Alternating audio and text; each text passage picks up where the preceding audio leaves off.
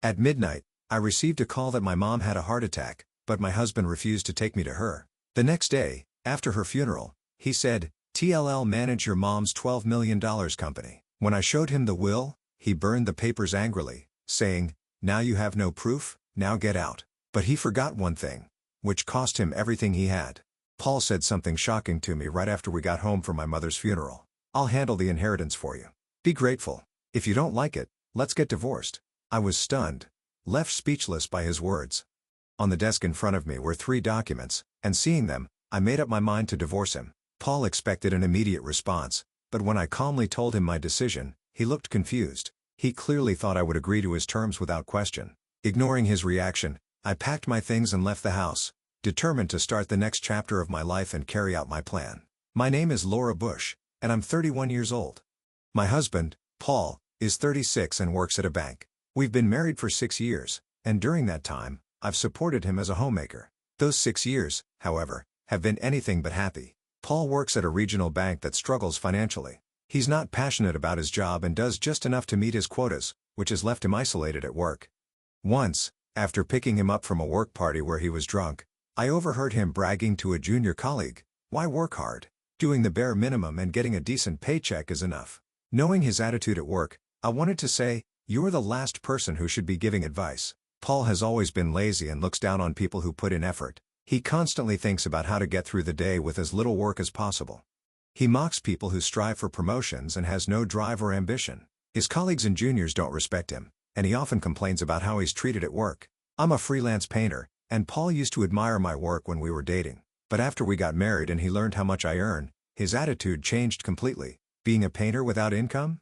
Your skills aren't much different from someone who paints as a hobby," he'd say. His supportive words turned into cruel remarks. On days when things didn't go well at his job, he'd take his frustration out on me, making me feel worthless. "You're lucky you can paint alone. No one bothers you." Meanwhile, I deal with constant complaints at work. "Why don't you find a better paying jobs?" His repeated criticisms made me question everything. I thought about giving up my work as a painter many times, but I kept going because of the people who loved and bought my paintings. Women would happily tell me, "My husband loved the painting I gave him for his birthday," and couples often purchased my work to create lasting memories for their children.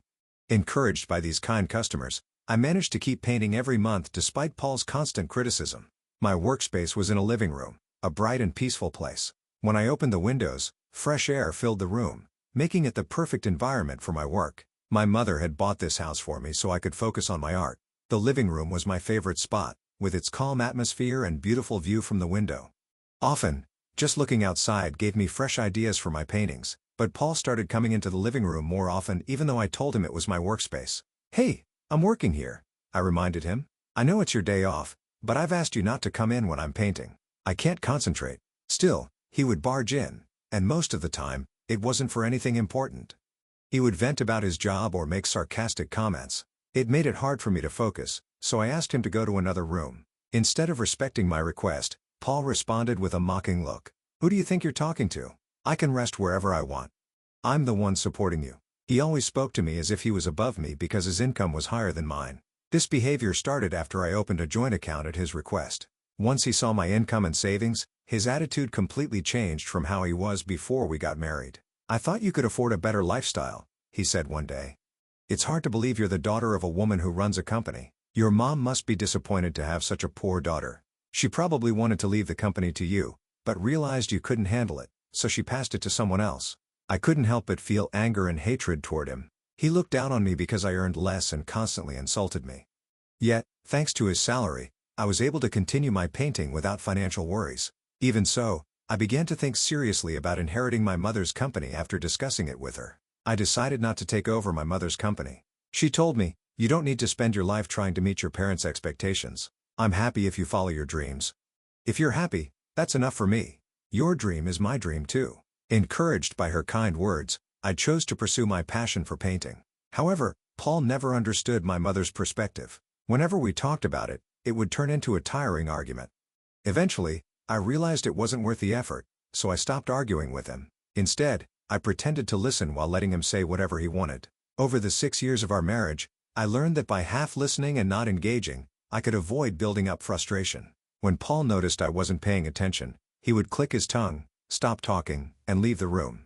Since he wasn't physically violent, I convinced myself to keep ignoring his behavior as a way to manage.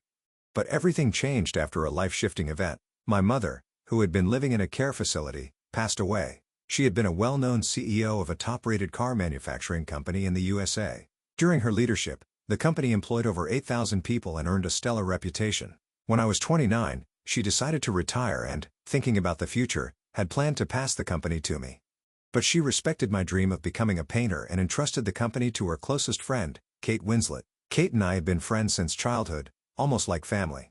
We lived close to each other, and my mother trusted her deeply.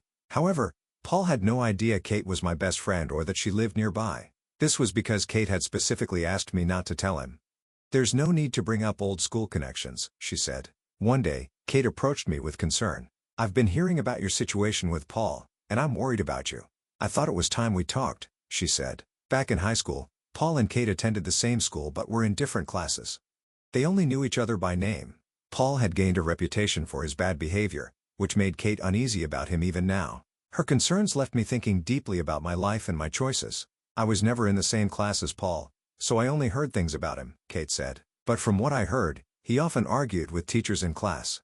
The kids in his class used to say lessons could hardly continue because of him. Kate always made sure to visit me when Paul wasn't home to avoid meeting him. She had attended our wedding, but since she changed her last name after marriage, Paul didn't realize she was the same person he knew from high school. To this day, Paul has no idea that Kate is my best friend. He shows little interest in my personal life. So even though I've told him I have close friends, he's never been curious enough to ask more. "I don't need you to report everything to me," he once said. So I never brought Kate up again. "In high school, I also heard bad rumors about him when it came to money," Kate continued. "It seemed like he borrowed money from friends often and rarely paid it back. That's one of the reasons I was worried about you. But when I heard he works at a bank and seems to be taking care of living expenses, I felt a little better. Still, I don't know how he would react if he found out I'm the president of your mother's company, so please don't tell him anything about me." Seeing Kate apologize with a nervous smile made me feel guilty too. The Paul the first dated had seemed so different from the person Kate described. To me, he appeared responsible, kind, and someone my parents would have approved of. That was my impression when I first met him. I met Paul for the first time at an art exhibition where my paintings were displayed. At that time, I was struggling and unsure about my future as a painter. I even questioned whether I should quit. During that difficult period, I had created a piece that was deeply personal to me. At the exhibition, most people walked past it without stopping. But Paul stood in front of that painting for hours. "Do you like this painting?" I asked him, overwhelmed with happiness. I couldn't help but speak to him after seeing how long he had been staring at it. "I don't know much about art," he admitted, "but for some reason, this painting really caught my attention. I didn't even realize how much time had passed." His words surprised me. Paul wasn't an art expert, but his genuine interest in my work touched me. It felt like he understood the emotions I had poured into that painting. And at that moment, I thought he might be someone special. "The person I came with already went home," Paul said, still standing in front of the painting. "I've been thinking about what the artist felt while creating this. Before I knew it, hours had passed. When I look at this painting, I feel a strange sense of connection. I've never been interested in art before, but this is the first time something has made me feel this way. It's surprising." As Paul laughed and scratched his head, I couldn't help but feel charmed. Hearing those words from someone who knew nothing about art lifted the cloud of doubt I had been carrying. Knowing that someone could connect with the feelings I poured into my work brought me immense joy. Moved by his reaction, I told him, almost shyly, that this was my painting. That moment marked the beginning of our connection. We exchanged contact information, and although Paul wasn't particularly into art, he began attending every one of my exhibitions. "I'd love to see you paint sometime. Where do you work?" he asked one day. His interest in me and my work delighted me, and I found myself wanting to know more about him too. I invited him to my home, and soon after, he asked me out. "I want to always be by your side when you're happily painting," he said. It was the first time anyone had confessed their feelings to me like that, and I felt overwhelmed with happiness. I accepted his confession, and that was how our relationship began. I was certain that a bright and happy future awaited us. When I told my parents about Paul, they were thrilled. My mother even shared the news with her friends. "I never thought this day would come for Laura," she said. "She's always been so focused on her paintings that I was worried she didn't care about men at all." Really, after I became ill, my biggest concern was her future. Now all that's left is to see her in a bridal gown. At the time, my father had been diagnosed with cancer. He was in the hospital and undergoing painful treatments, but his determination to see me get married gave him strength. Thanks to his resolve, We were able to walk down the aisle together. It felt like he had no regrets left. And just a few days after the wedding, my father passed away. Afterward, my mother's health began to decline. She was heartbroken by the loss of my father and had to be admitted to a care facility. Although there was nothing physically wrong with her brain, her grief was so deep that she never regained her former strength and energy. When I turned 32, she passed away.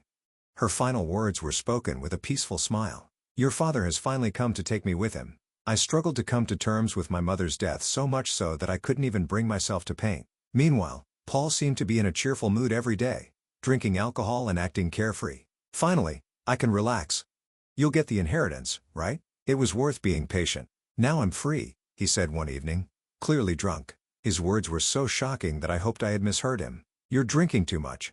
"What did you just say?" I asked, unable to hide my disbelief. At the funeral, he had been drinking unnecessarily as well. So part of me tried to dismiss it as a drunk joke, but what he said felt too significant to ignore. When I pressed him for an answer, Paul laughed in a way that made my stomach churn. "I've always been nice to your parents to get the inheritance.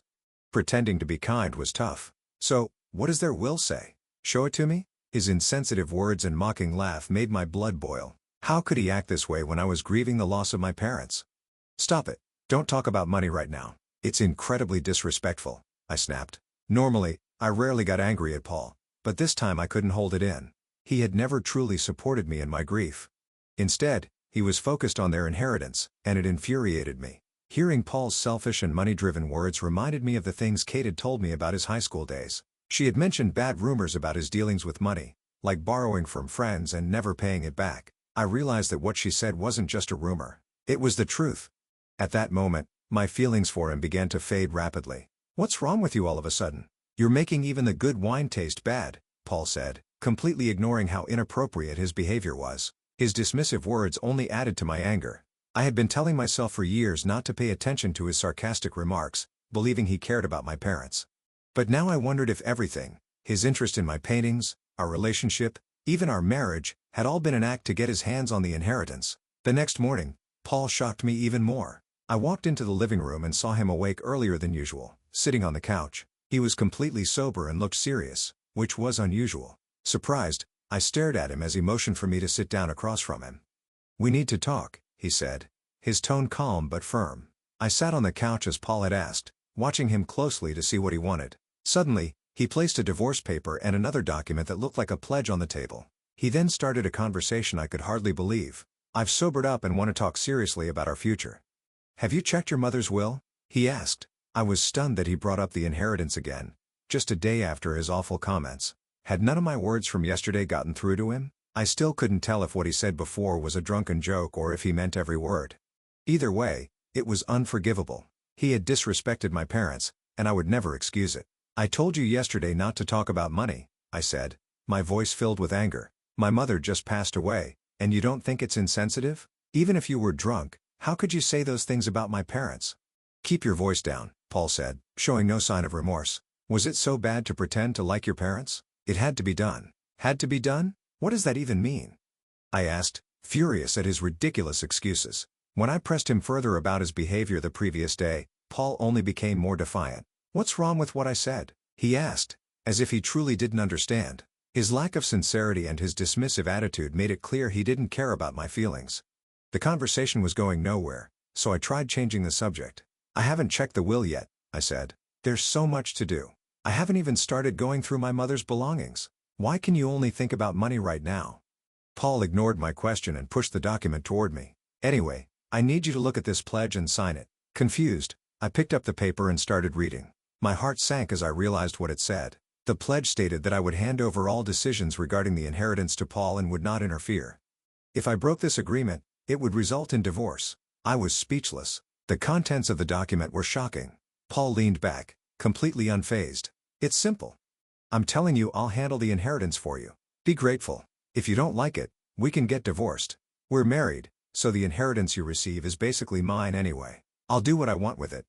Hearing those words, something inside me snapped. I felt a cold, unshakable resolve take over. "Understood," I said quietly, keeping my face down. I did not sign the pledge. Instead, I made up my mind to take a different path.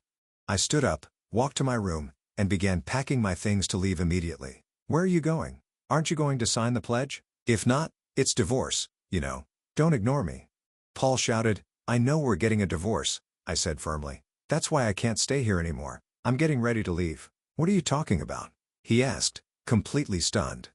Clearly, he thought I would quietly sign the pledge without arguing. His shocked expression almost made me laugh. Do you even understand what you're saying? Are you seriously talking about divorce? You're joking, right?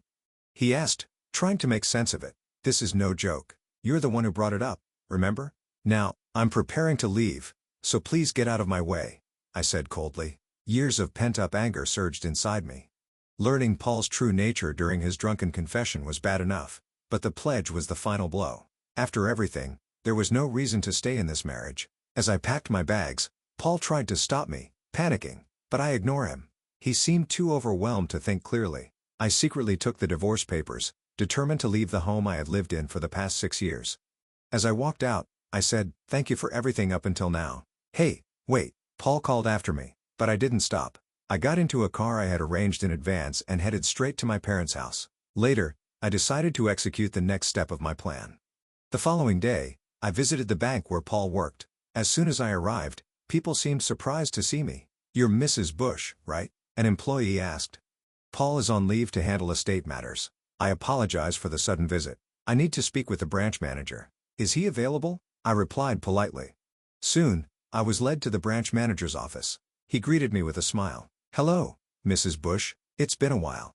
What brings you here today? I smiled back briefly. I apologize for showing up unannounced. Also, I'm no longer Mrs. Bush.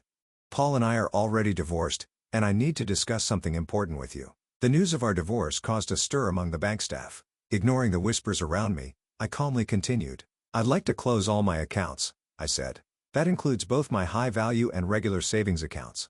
This will likely be my last visit to this branch, I said calmly. The branch manager looked confused. What do you mean? He asked, clearly not expecting such a statement. Nearby employees, overhearing the conversation, must have sensed something serious. It wasn't long before someone contacted Paul. Paul arrived at the bank out of breath, his clothes wrinkled and hair messy. Wait, what are you doing? He called out as he rushed in. Paul, please come this way. And Miss Hillary, this way as well, the branch manager said, stumbling over how to address me after the sudden declaration of divorce. He quickly composed himself and led both of us to a private meeting room. The staff exchanged curious glances, whispering to each other about Paul's situation. Ignoring their stares, I followed the branch manager with dignity, not sparing Paul a single glance. Once we were seated in the meeting room, the branch manager addressed me directly about your request to close all your accounts earlier. Could you tell me the reason? As I mentioned, I've divorced Paul. I won't be needing the bank services anymore. So, I'd like to close all my accounts, I replied. Close the accounts? What are you talking about? Paul blurted, his voice rising as I had expected. It was obvious he had no idea what was happening since I had spoken directly to the branch manager. His panicked reaction made me sigh. The branch manager stepped in to explain calmly, Ms. Hillary has informed me about your divorce and requested to close all her accounts here. Were you not aware of this? Paul looked flustered, his voice defensive. I had no idea about the account closures. As for the divorce, we were still discussing it. I never agreed to it. Hearing this, I couldn't help but laugh before I could stop myself. Paul glared at me, his expression demanding to know what was so funny. You might not have agreed to the divorce, I said, meeting his glare. But I've already filed the papers. You filed the divorce papers? Paul repeated, stunned. He hadn't realized I had taken the papers to the court. When he heard they had been officially filed, he let out a loud groan. The branch manager looked at me, clearly trying to process the situation. Yes, Paul, I said coolly. You're the one who gave me those papers. I told you I wouldn't sign that ridiculous pledge, so I took care of it. This was all your idea. Paul sat there, speechless, as I continued. We are officially divorced. There's no need to discuss splitting property. The house is in my name since my mother bought it for me. I'm giving you 4 days to collect your belongings and move out. If you don't, I'll involve the police. But the divorce papers were just meant to get you to sign the pledge. Paul protested, his voice desperate. Too late for that, I replied. This is over. Paul, accept it. I never meant for the divorce to actually happen. Why did you take the papers to the office? Don't you think that's going too far? And the pledge? Paul trailed off. The branch manager, who had been silently observing our exchange, seemed to realize the situation was far messier than he had anticipated. He wisely kept his distance, but perked up at the mention of the pledge. Unable to ignore it, he finally spoke. What pledge? The branch manager asked, directing his question at Paul, who suddenly looked cornered. Paul hesitated, clearly unable to provide a solid explanation. While he may not have been the most capable employee, he likely relied on maintaining good relationships at work. If the details of the pledge came out, it could ruin his reputation and destroy the trust he had built within the company. In the worst case, it might even cost him his job. Seeing Paul squirm, I decided to take charge and explain the situation confidently. My mother recently passed away. I began. Paul gave me a pledge stating he would take full control of the inheritance. If I didn't agree, he threatened me with divorce. I couldn't accept those terms, so I filed for divorce instead. What? No. That's not true, Paul stammered, his voice desperate as he tried to defend himself. It was just a drunken joke. I wasn't serious. I would never do something like that. Paul's excuses only made things worse. The branch manager's expression grew colder, and the staff nearby exchanged disapproving glances. Paul's behavior had clearly crossed a line, and no one seemed inclined to side with him. Feeling the pressure of the manager's critical gaze, Paul fumbled for a way to salvage his pride, but he was no match for the truth I was telling. A joke, I said, my voice dripping with mockery. You're telling me you signed the divorce papers as a joke? And what about when you admitted you only pretended to be nice to my parents to get their inheritance? Are you going to call that a joke too? I smiled at him, knowing his words would only dig his hole deeper. The branch manager turned his gaze toward Paul, his disapproval clear. Paul's face turned pale, and he looked completely bewildered. His desperation to maintain his pride was obvious, but I had no intention of letting him off the hook. Now, I said, turning back to the branch manager, please proceed with closing both my regular savings account and the account holding 400 million. At the mention of 400 million, Paul froze. He had likely assumed I was only closing my standard account, which wouldn't have affected him much. But this was different. 400 million? Paul spluttered. Where did that kind of money come from? There's no way your paintings alone could earn that much. It's not from painting, I said simply. Painting isn't my only job. What? I've never heard about any other job, Paul said, his confusion growing as he stared at me. Watching his bewildered expression, I felt a sense of satisfaction. The life he thought he controlled was slipping through his fingers, and there was nothing he could do to stop it. I sighed, pulled a business card from my bag, and handed it to Paul. This is my real job. Painting is just one of my hobbies. Paul looked at the card, and his face went pale. This company, isn't this the old hag's company? Wait, you're the CEO? Since when? He blurted, accidentally insulting my mother. Realizing his mistake, he quickly covered his mouth, glancing nervously at the branch manager, but it was too late. The manager gave him a sharp, disapproving look. What do you mean? I thought Kate was supposed to be the CEO. What's going on? Paul stammered. Kate, I replied, raising an eyebrow. You seemed so uninterested in